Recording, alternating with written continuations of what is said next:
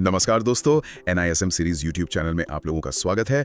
आज हम NISM series 21A के चैप्टर 11 टैक्सेशन को डिटेल में डिस्कस करने वाले हैं। बिल्कुल, और ये चैप्टर बहुत इंपॉर्टेंट है। हाँ, अगर आपको प्रैक्टिस क्वेश्चंस चाहिए इस चैप्टर के, तो एक बार nismseries.com चेक कर लीजिए। वहाँ सारे चैप्टर्स के मॉक टेस्ट्स मिलेंगे। अनलिमिटेड टाइम्स प्रैक्टिस कर सकते हैं, बहुत काम आएगा एग्जाम के लिए। चलिए अब चैप्टर में आते हैं। एकदम सही। तो चलिए इसे थोड़ा अनपैक करते हैं, क्योंकि देखिए टैक्सेशन ना मतलब सिर्फ एक थ्योरी नहीं है। एक पोर्टफोलियो मैनेजर की असली ताकत यही है। हाँ, सही बात है। क्योंकि क्लाइंट्स को सिर्फ रिटर्न नहीं चाहिए होता है, उनको पोस्ट टैक्स रिटर्न चाहिए होता है ना? एग्जैक्टली। देखिए, अगर आप एक असली और सक्सेसफुल पोर्टफोलियो मैनेजर बनना चाहते हैं ना, तो ये चैप्टर आपके बहुत काम आएगा। कोई भी हाई नेटवर्थ क्लाइंट सिर्फ ये देखने नहीं आता कि आपने कितने % रिटर्न जनरेट किया। हाँ, उनके हाथ में कितना पैसा है वो इम्पोर्टेंट है। बिल्कुल, उसे पोस्ट टैक्स रिटर्न से मतलब होता है। मान लीजिए आपने मार्केट से 20% रिटर्न निकाल लिया, लेकिन आपकी टैक्स प्लानिंग इतनी खराब थी कि क्लाइंट का आधा प्रॉफिट तो टैक्स में ही चला गया। अरे बाप रे। तो फिर उस PMS सर्विस का कोई मतलब ही नहीं रह जाता ना। बिना टैक्स को समझे पोर्टफोलियो मैनेजमेंट को सही तरीके से चलाना लगभग नामुमकिन है। एकदम सही बात है।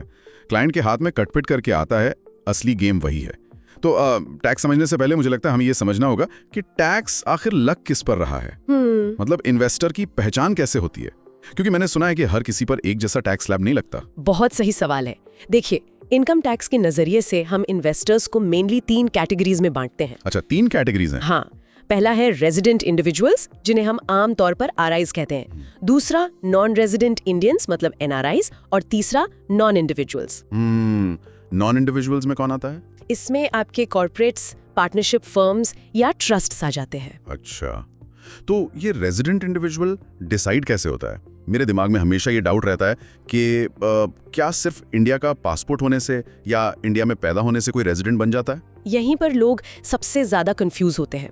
देखिए, सिटीजनशिप यानी नागरिकता और टैक्स रेजिडेंसी, ये दोनों एकदम अलग कॉन्सेप्ट है। ओहो, अच्छा। हाँ, इनकम टैक्स एक्ट आपका पासपोर्ट नहीं देखता, वो आपके दिन गिनता है। रूल बहुत सिंपल है। अगर कोई इंसान एक फाइनेंशियल ईयर में 182 डेज या उससे ज्यादा भारत में रहता है, तो वो टैक्स के नजरिए से रेजिडेंट है। बस 182 डेज? और अगर मान लीजिए कोई IT कंसल्टेंट है जो बार बार विदेश जाता रहता है और वो इस साल सिर्फ 100 दिन ही इंडिया में रहा, तो क्या वो नॉन रेजिडेंट बन जाएगा? नहीं, सरकार ने इसके लिए एक बैकअप रूल भी रखा है। अच्छा, वो क्या है? अगर आप इस साल 182 दिन नहीं रहे, तो इनकम टैक्स डिपार्टमेंट देखेगा कि क्या आप पिछले 4 सालों में कुल मिलाकर 365 दिन भारत में रहे हैं। ओके, 365 दिन पिछले 4 साल में। हाँ, और क्या इस करंट फाइनेंशियल ईयर में कम से कम 60 दिन रहे हैं। अगर ये दोनों शर्तें पूरी होती हैं, तो भी आप रेजिडेंट माने जाएंगे। वाह, ये तो काफी डिटेल में है। बिल्कुल। एग्जाम के लिए ये नंबर्स ना, मतलब 182 दिन और 60 दिन एकदम फैक्ट की तरह याद होने चाहिए स्टूडेंट्स को। समझ गया। मतलब सिर्फ पासपोर्ट दिखाकर टैक्स से नहीं बच सकते, फिजिकल प्रेजेंस मैटर करती है। लेकिन मैंने ये भी सुना है कि रेजिडेंट के अंदर भी कुछ सब कैटेगरीज होती हैं। सही सुना है आपने। एक बार आप रेजिडेंट बन गए तो फिर देखा जाता है कि आप ऑर्डिनरी रेजिडेंट हैं या नॉट ऑर्डिनरी रेजिडेंट हैं। अच्छा, ROR और RNOR। एग्जैक्टली। इसका लॉजिक बहुत प्रैक्टिकल है। जो ROR है, यानी जो पक्के तौर पर यहीं रहता है, उसकी ग्लोबल इनकम पर भारत में टैक्स लगेगा। मतलब दुनिया भर में कहीं भी कमाए। हाँ, चाहे उसने दुबई में प्रॉपर्टी बेची हो या अमेरिका में फ्रीलांसिंग की हो। लेकिन जो RNOR है, मान लीजिए कोई व्यक्ति कई सालों बाद भारत वापस शिफ्ट हो रहा है, तो उस पर सिर्फ उसी इनकम का टैक्स लगेगा जो उसने भारत में कमाई है या रिसीव की है। अच्छा, ये सही है। हाँ, सरकारों ने आते ही उनकी ग्लोबल इनकम पर टैक्स लगाकर डराना नहीं चाहती। अरे, तो काफी फेयर लॉजिक है। अब जब हमें इन्वेस्टर की कैटेगरी समझ आ गई है ना, तो इन्वेस्टमेंट्स की बात करते हैं। चलिए। देखिए, मैं हमेशा सोचता हूँ कि लॉन्ग टर्म और शॉर्ट टर्म इन्वेस्टमेंट्स ना एक टोल प्लाजा की तरह है। अच्छा, वो कैसे? मतलब अगर आप जल्दी निकलना चाहते हैं तो ज्यादा टोल यानी ज्यादा टैक्स देना पड़ेगा, और अगर आप मार्केट में टिके रहते हैं तो सरकार आपको डिस्काउंट या एक VIP लेन दे देती है। अरे वाह, ये एनालॉजी काफी अच्छी है ना? तो सबसे पहले इस डेट इन्वेस्टमेंट्स वाले टोल प्लाजा को समझते हैं। इसका क्या रूल है? चलिए डेट इन्वेस्टमेंट्स को देखते हैं। डेट फंड्स या बॉन्ड्स में लॉन्ग टर्म और शॉर्ट टर्म डिसाइड करने का कट ऑफ 24 महीने का होता है। सिर्फ 24 महीने? हाँ, अगर कोई डेट बॉन्ड 24 महीने से ज्यादा होल्ड किया गया है, तो उसे लॉन्ग टर्म कैपिटल गेन्स यानी LTCG माना जाएगा, और यहाँ टैक्स का रेट फ्लैट 12.5% है। एक मिनट रुको, यहाँ तो एक बहुत बड़ा भूचाल आया था ना रिसेंटली इंडेक्सेशन को लेकर। हाँ बिल्कुल। जो लोग नए हैं उन्हें थोड़ा समझाते हैं, क्योंकि पहले तो डेट इन्वेस्टर्स को इंडेक्सेशन का बहुत बड़ा फायदा मिलता था। बिल्कुल, और ये एग्जाम के नजरिए से ना इस चैप्टर का सबसे इंपॉर्टेंट अपडेट है। समझिए इसको अच्छे से। पहले हम देखते हैं कि इंडेक्सेशन था क्या। मान लीजिए आपने 5 साल पहले 100 रुपए का बॉन्ड खरीदा। आज उसकी कीमत 150 रुपए है। तो इंडेक्सेशन आपको अलाउ करता था कि आप महंगाई यानी इन्फ्लेशन के हिसाब से अपनी 100 रुपए की खरीद कीमत को बढ़ाकर दिखा सकें। अच्छा, मतलब परचेज प्राइस को ही बढ़ा दो। हाँ, अगर महंगाई के हिसाब से वो 100 रुपए आज 130 के बराबर हैं, तो आपका प्रॉफिट 50 रुपए नहीं माना जाएगा, सिर्फ 20 रुपए माना जाएगा। वाह। और टैक्स सिर्फ उस 20 रुपए पर लगता था, जो कि बहुत ही शानदार बेनिफिट था इन्वेस्टर्स के लिए। था। लेकिन जुलाई 2024 से सरकार ने डेट इन्वेस्टमेंट्स पर इंडेक्सेशन का बेनिफिट पूरी तरह से खत्म कर दिया है। मतलब अब कोई एडजस्टमेंट नहीं? एकदम नहीं। अब सरकार कहती है कि प्रॉफिट तो प्रॉफिट है। अब आपको अपनी खरीद कीमत को महंगाई के हिसाब से बढ़ाने का कोई हक नहीं है। जो सीधा प्रॉफिट हुआ है उस पर फ्लैट 12.5% टैक्स दे दीजिए। वाह, मतलब सीधा सीधा झटका इन्वेस्टर्स को। हाँ, ये डेट इन्वेस्टर्स के लिए एक बहुत बड़ा शिफ्ट है। और अगर कोई इस 24 महीने से पहले ही अपने डेट बॉन्ड्स बेच दे, तब वो शॉर्ट टर्म कैपिटल गेन्स यानी STCG की कैटेगरी में आ जाएगा। तो उस पे क्या टैक्स लगेगा? यहाँ सरकार ने कोई फिक्स रेट नहीं रखा है, ये इन्वेस्टर के अपने टैक्स स्लैब के हिसाब से कटेगा। अच्छा, जो उनका इनकम टैक्स स्लैब है। बिल्कुल। अगर इन्वेस्टर 30% वाले हाई इनकम स्लैब में है तो उसे उस शॉर्ट टर्म प्रॉफिट पर सीधा 30% टैक्स देना होगा। बाप रे।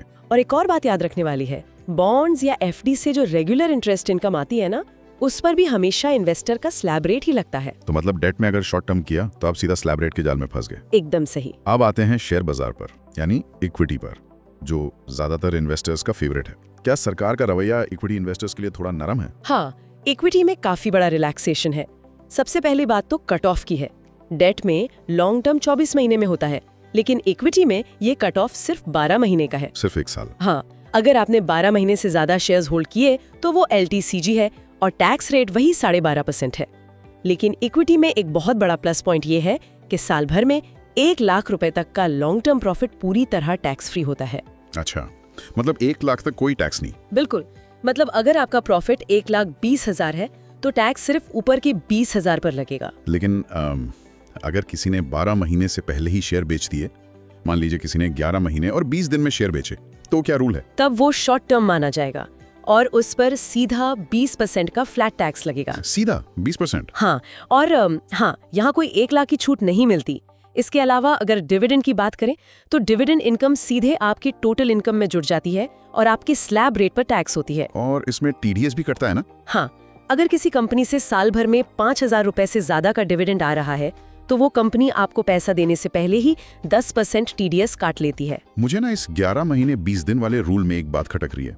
मतलब अगर मैं थोड़े दिन और रुक जाता तो मुझे 12.5% टैक्स देना पड़ता और 1 लाख की छूट अलग से मिलती। लेकिन कुछ दिन पहले बेचने पर सीधा 20% टैक्स, ये इतना बड़ा पेनल्टी क्यों? देखिए, इसके पीछे बहुत ही सॉलिड इकोनॉमिक लॉजिक है।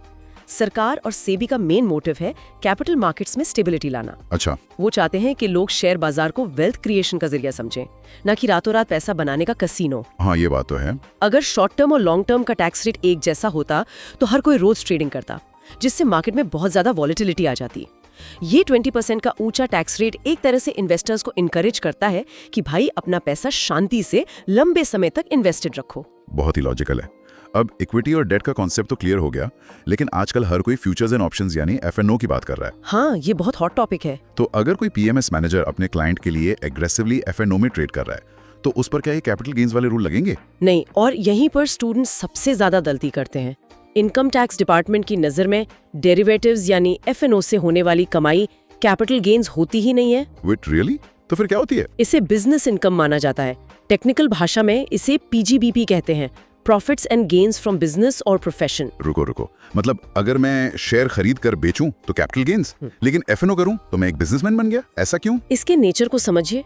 इक्विटी खरीदना मतलब आपने एक जमीन का टुकड़ा खरीद लिया और आप पैसिव होकर उसके दाम बढ़ने का इंतजार कर रहे हैं, ये कैपिटल गेन है। ये तो पैसिव है। लेकिन FNO में आप लगातार ट्रेड कर रहे हैं, पोजीशंस हेज कर रहे हैं, रोज मार्केट ट्रैक कर रहे हैं, ये एक्टिव इन्वॉल्वमेंट है। अच्छा। ये बिल्कुल वैसा ही है जैसे आप कोई डेली रिटेल की दुकान चला रहे हो, इसीलिए सरकार इसे बिजनेस मानती है। तो फिर इसका टैक्स रेट क्या होगा? क्या इस पर भी 20% या 12.5% लगता है? ये कमाई सीधा इन्वेस्टर की बाकी इनकम में जुड़ जाती है और उसके टैक्स स्लैब के हिसाब से टैक्सेबल होती है। और अगर लॉस हो गया तो?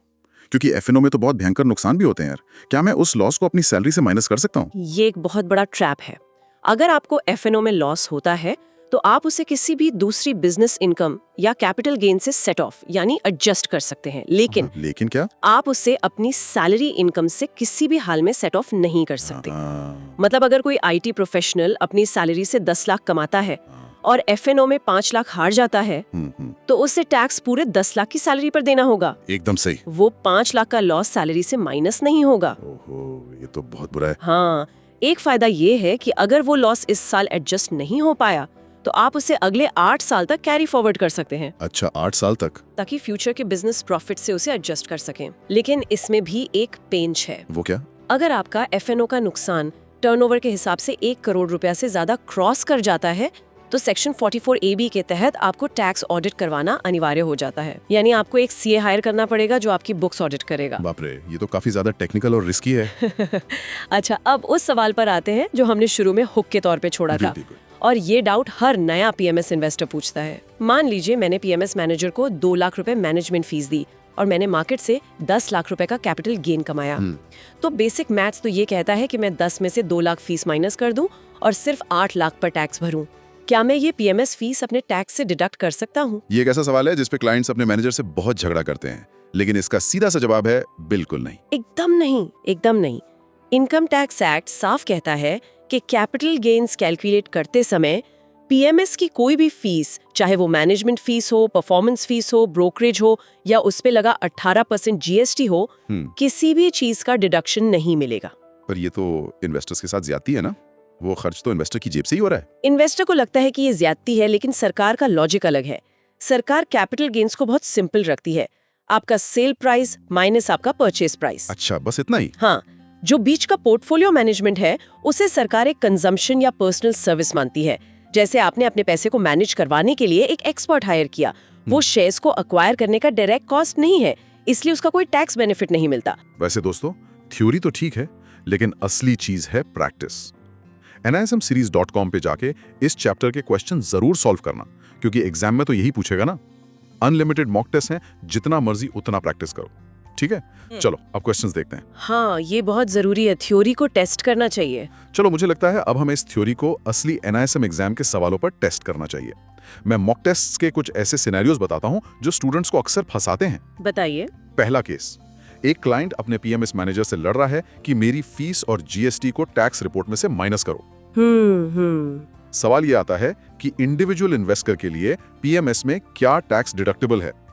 ऑप्शंस है management fees, performance fees, GST या नन ऑफ दीज। अभी हमने इसी पर इतनी डिटेल में बात की है।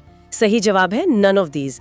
एग्जाम में स्टूडेंट्स अक्सर सोचते हैं कि चलो फीस माइनस नहीं होगी, पर GST का तो कुछ क्रेडिट मिलना चाहिए। हाँ, लॉजिकल लगता है सुनने में, लेकिन नहीं, कैपिटल गेन्स हेड के अंदर आपको कुछ भी माइनस करने की इजाजत नहीं है। एकदम सही। दूसरा सिनेरियो देखते हैं। एक इन्वेस्टर काफी सस्पिशियस है और वो अपने मैनेजर से दुनिया भर की टैक्स रिपोर्ट्स मांग रहा है। सवाल है, पोर्टफोलियो मैनेजर को टैक्स कैलकुलेशन के लिए कौन सी रिपोर्ट्स देना अनिवार्य है? ऑप्शंस हैं capital gains report, interest and dividend report, expenses and fee details या ऑल ऑफ द अबव। यहाँ सही जवाब ऑल ऑफ द अबव है। देखिए, सेबी का रेगुलेशन 30 बहुत ज्यादा स्ट्रिक्ट है ट्रांसपेरेंसी को लेकर। अच्छा। इन्वेस्टर को अपना ITR फाइल करना होता है, उसे ये दिखाना होता है कि कैपिटल गेन्स कितना है, डिविडेंड कितना आया। इसलिए ये पूरी जिम्मेदारी PMS प्रोवाइडर की है कि वो एक एक डिटेल क्लाइंट को दे। तीसरा सवाल जो काफी ट्रिकी है, एक ट्रेडर डेरिवेटिव्स में ट्रेड करता है और उसे अपनी ITR में डिक्लेयर करना है। सवाल, डेरिवेटिव्स ट्रेडिंग की इनकम क्या मानी जाती है? Long term capital gains, short term capital gains, business income या सैलरी इनकम? हाँ, जो लोग सिर्फ स्टॉक मार्केट वर्ड सुनकर कैपिटल गेन स्टिक कर देते हैं ना, वो यहाँ फंस जाते हैं। इसका सही जवाब है बिजनेस इनकम, मतलब PGBP। हाँ, अभी हमने डिस्कस किया था। बिल्कुल, जैसा मैंने पहले बताया, डेरिवेटिव्स की एक्टिव ट्रेडिंग को इनकम टैक्स बिजनेस मानता है। और आखिरी सवाल, एक बहुत बेसिक लेकिन कंफ्यूज करने वाला पॉइंट, डेट इन्वेस्टमेंट्स में लॉन्ग टर्म कैपिटल गेन्स के लिए मिनिमम होल्डिंग पीरियड क्या है? 12 महीने, 18 महीने, 24 महीने या 36 महीने? सही जवाब है 24 महीने। स्टूडेंट्स इसमें बहुत अटकते हैं यार। हाँ, एग्जाम में स्टूडेंट्स अक्सर 12 महीने और 24 महीने में कंफ्यूज हो जाते हैं। बिल्कुल। बस इतना याद रखना है कि इक्विटी यानी शेयर्स में 12 महीने है, लेकिन डेट यानी बॉन्ड्स में सरकार ने इसे 24 महीने रखा है। बेहतरीन।